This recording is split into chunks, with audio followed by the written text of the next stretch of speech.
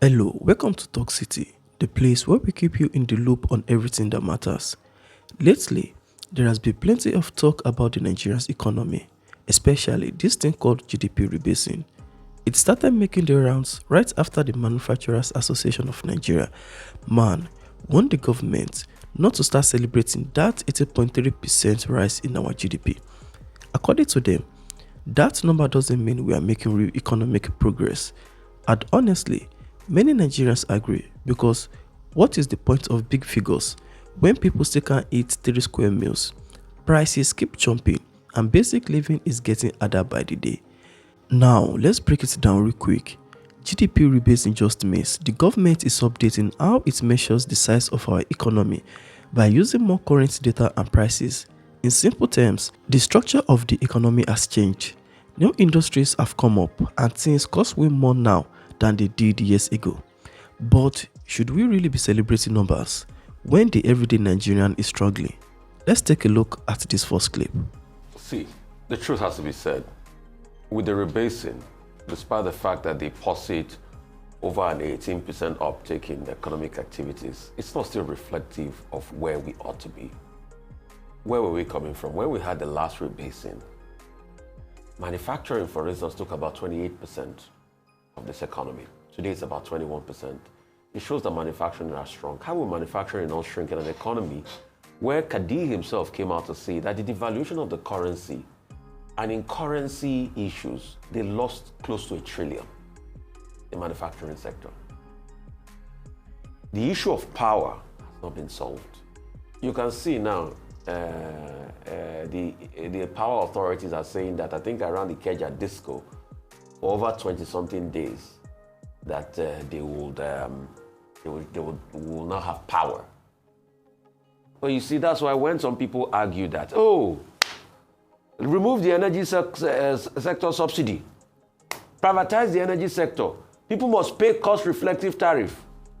25 days now, no power. Is there any sane country that happens? There's going to be load shedding. I'm sorry, I didn't get the facts right. So please, you can correct me if I'm wrong. I'll put a caveat there. If I don't have the empirical, I don't like to talk. But there's going to be electricity disruptions. Let me just put it that way. From 8 a.m. to 5 p.m. Despite the fact that people are paying for band A. So you have put that premium on people paying for band A. How do you want factories to be able to work effectively? And that's why when I say the problem with the electricity sector in Nigeria is cultural, and some idealists think that once you pull out all the subsidies and people pay cost-reflective tariffs, the industry will stabilize on its own. And I say it doesn't work like that. It's a case of vindication again. So you can see those problems. All of these are weighing on the manufacturing sector. Forex issues, all of that. And also, minimum wage, even the cost of money itself. You can see how the conversation went for the minimum wage because we say manufacturers should pay minimum wage, but where's the productivity in the economy? An economy that has gone from over 300 billion to now 246 billion despite rebasing, it shows lackluster productivity, very tepid growth. Then when you now look at the factor of logistical interplay, because what is the basic question of economy? What to produce, how to produce, for whom to produce? For whom are we producing? People that have no money, no economic fecundity, that you've halved their lives because of devaluation, that inflation is eating up. How to produce? How do you produce? Where electricity is not stable, tariffs are up, there is pain there, there's cost of vandalism. Where are you producing? Lagos, you know what the rent is like? So all of these factors are put together. They're affecting the manufacturing sector. Hence, you see the level of shrinking. Yes, people like NECA have said it's good to rebase, at least we know the true value of the economy. Other economies have made the argument. But like Man did say, it just shows that all is not well in the sectors of the economy. So what should the president do? Economic injection, economic fecundity. These are the people we should look at because these are the people that are pushing the level of the economy. The president, a couple of years ago, gave a speech where he said he was going to put some money aside for those in some sectors, entrepreneurs. I think billions of naira worth of loan. I don't know if he has given them the money. Secondly, providing conducive environment for them to be able to sell their wares.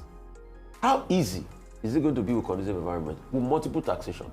If you carry a truck of produce from one part of the country to another, do you know how many touts, thugs, and people from all sorts of inclinations or leanings will collect taxes from you on the road? Informal taxes. How has the president stopped this? And that's what he should do to be able to bring about, that's what they're saying, ease of doing business. How is it easy to navigate through government bureaucracy? Try going through government bureaucracy. You need a permit from government. Do you know how many people you have to grease their palms or walk through? So these are the problems and these are the solutions. Because therein also lies the solution. So man, a pivotal part of the economy, have made their stance known as regards this rebasing.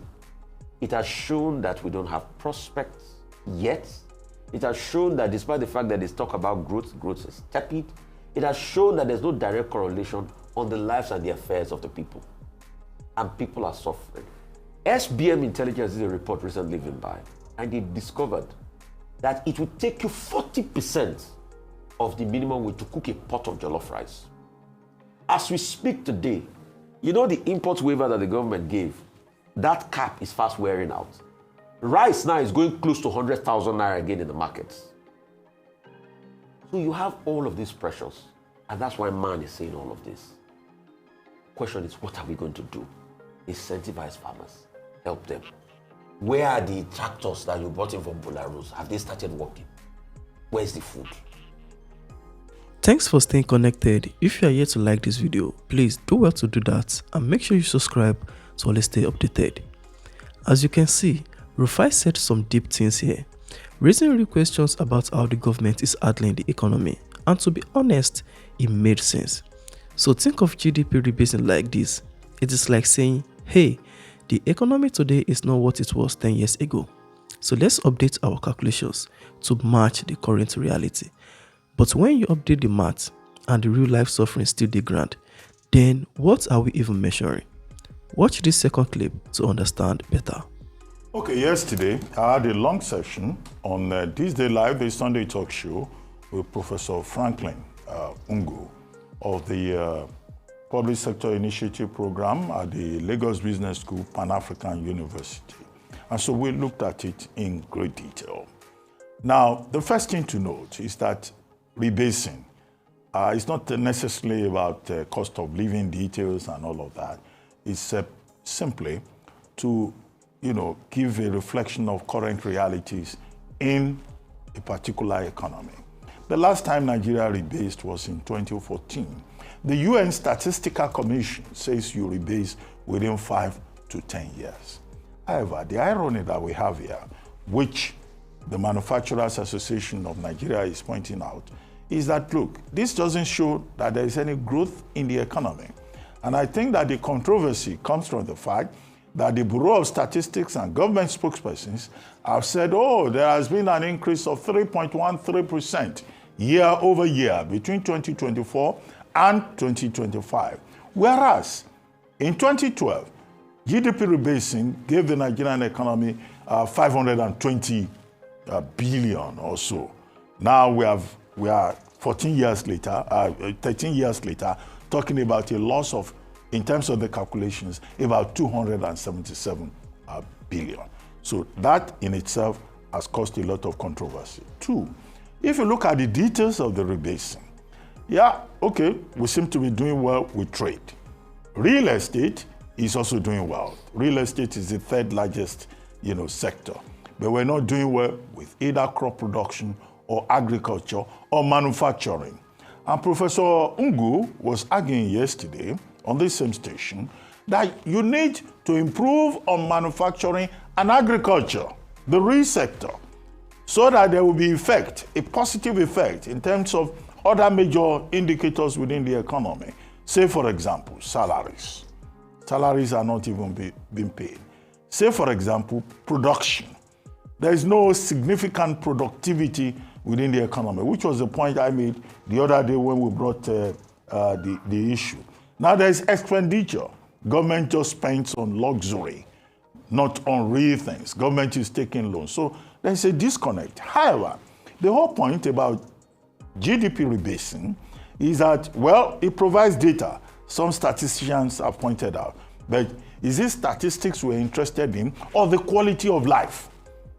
And that's why you have, other people saying, look, if there is no real economic growth, if GDP per capita is not significant enough to translate into positive benefits for the people, then statistics or data will make no sense to the ordinary Nigerian. But the connecting point here is about, okay, you have the data, what do you do with that data? How does that data translate into concrete policy? And the question is, does the present administration, does he have the capacity, does he have the political will to ensure that connection between statistics and the reality that the hardcore economists are talking about? Definitely, Manufacturing Association of Nigeria is right. Benchmark rate is 27.5%. The cost of borrowing is very high. How many, companies in the manufacturing sector are able to borrow money and do real business? Unless you have all of that in place. And then agriculture, which everybody is talking about, which was also a subject we focused on at great length yesterday on This Day Live, the Sunday Talk Show. Unless you have serious productivity at that level, feed the people, ensure the value chain is properly managed, then of course, you can't just be talking about statistics. Because while data is important, human lives are far more important. Now, let me go to the issue about Alhaji Aliko Dangote.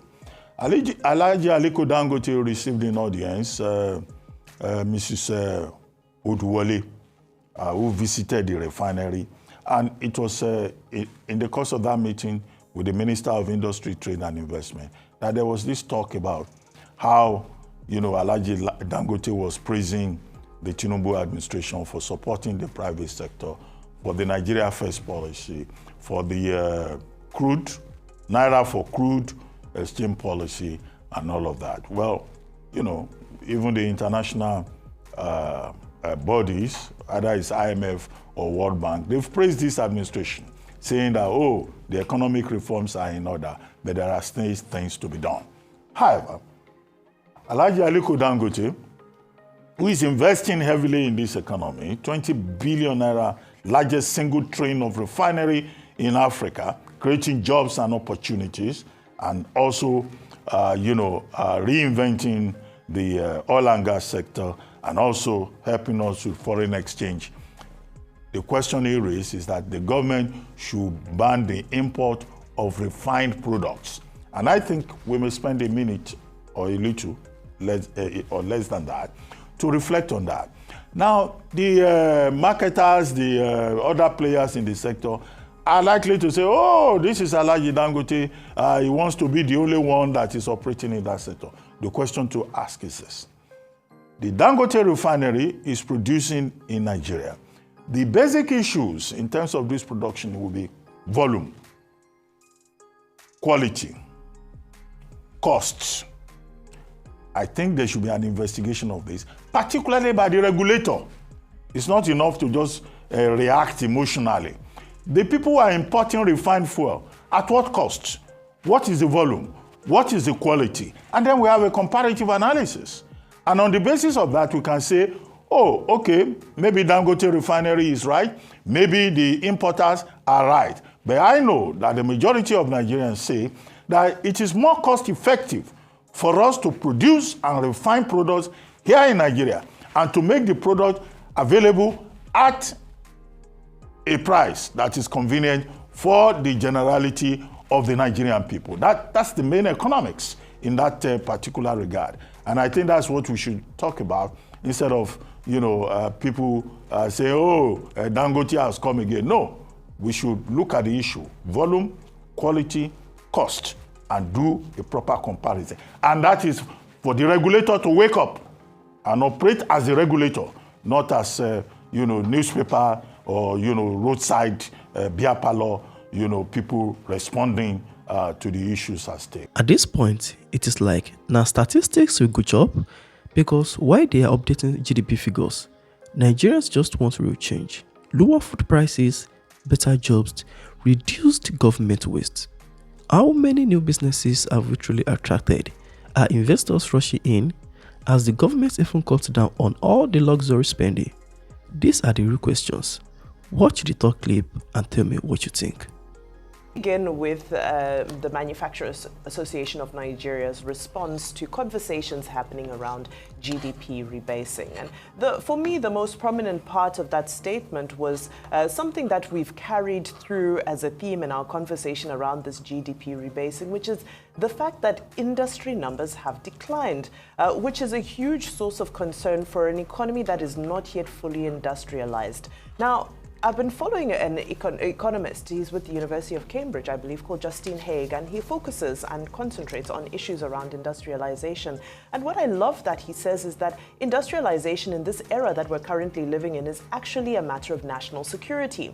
That's why you see the shifting global dynamics at the moment. They're all centered around industrialization and reindustrialization, and how countries are now seeking to protect their markets because they've realized that industrialization, the manufacturing sector in a country is a very big key to a nation's prosperity, as a generator of revenue, as an employer of labor, and of course, de facto, as something that upholds families and households. So a very serious look needs to be taken at our industrial policy locally. Does it protect national security? The sachet economy that we've gone into and we thought would just be a sachet economy for just a short period of time seems to become deeply entrenched, and it seems to be getting worse. So yes, as much as the manufacturers are running on their last legs, they're creating sachet produce as opposed to scaling up as we should be at this point.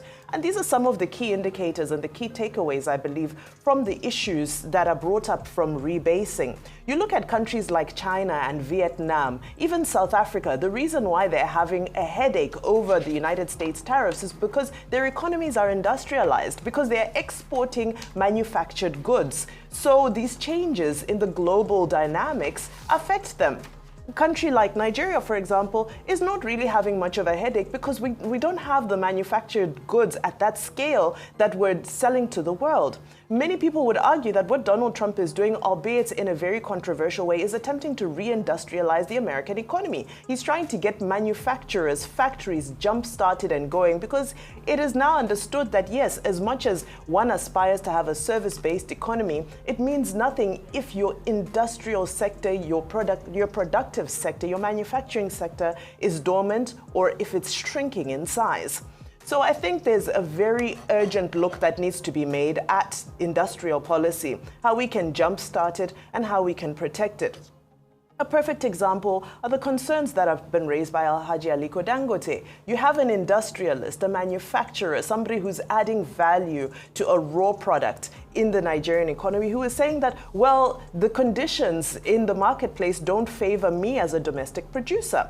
Now, while I'm weary of the word ban, I think banning is always a little bit, it should always be a policy of last resort. I think that this is where tariffs come in. I think that it's important to say that if a finished product is being imported into this market, there should be a tariff placed on it because it's already available locally. So if you opt to go and import it, then you should be paying a premium to go and import it. And those who are buying at the fuel station should also be given the choice to say, I want to buy Nigerian or I want to buy the imported one at a premium price. In most fuel stations around Africa, if you drive to the pump, you have the chance to choose between blended or unblended.